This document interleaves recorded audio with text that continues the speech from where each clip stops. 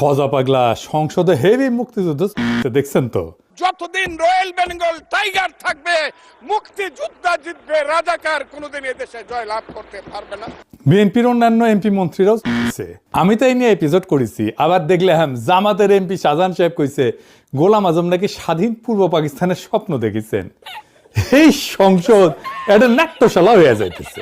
মাঝে মাঝে দেখি এনসিপি মুক্তিযুদ্ধ করে সিক্কর পারে। মুক্তিযুদ্ধের নতুন রূপ তৈরি হয়েছে, মুক্তিযুদ্ধের নবায়ন হয়েছে। আমি এখন কই যাই, সবাই দেখে মুক্তিযোদ্ধা হয়ে গেছে, খালি আমি একাই রাজাকার হয়ে গেলাম।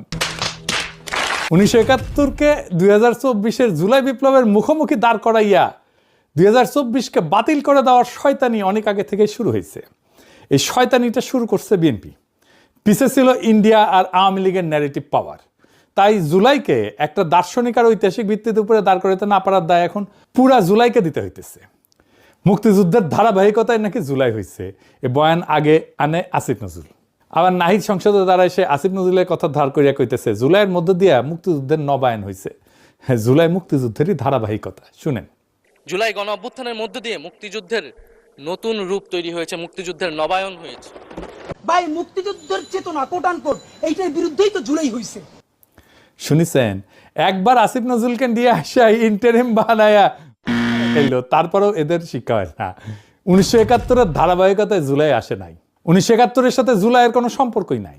সম্পর্ক থাকলে জুলাইকে 71 দিয়ে ব্যাখ্যা করা যেত, সেটা করা যায় না। 1971 ছিল আমাদের ভুল ঠিকানা, 1947-ও ছিল তাই। 2024 আমাদের ডেস্টিনি। 2024 1971-এর পোলা না, 2024 1971-এর বাপের বাপ। সেই বাপকে 1971 চিনতে পারে নাই। আমি জানি আমার কথায় মেলা হাউকাউ হবি, কিন্তু যদি বাইসা থাকি এই ন্যারেটিভ প্রতিষ্ঠা করে দিয়ে যাব ইনশাল্লাহ। আসেন আল্লাহর নামে শুরু করি।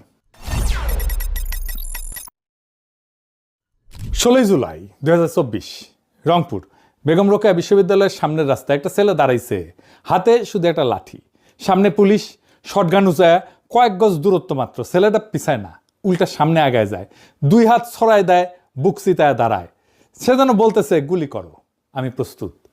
ঠিক কিনা? তাই তো, পুলিশ গুলি করলো। প্রথম গুলি ছেলেটা টললো না, দ্বিতীয় গুলি ছেলেটা মাটিতে পড়লো। আবু সাইদ, বয়স মাত্র 22। এই এক দৃশ্যের ভেতরে পুরা 2024-এর রহস্য, পুরা না বলা কথা লুকায় আছে। আবু সাইদ মরতে যায় নাই, সে জীবন দিতে গেছিল। মরতে যাওয়া আর জীবন দিতে যাওয়া দুইটা এক জিনিস না। মরতে যাওয়া বলতে কি বুঝি? রাস্তায় বাস উল্টায় মানুষ মারা যায়,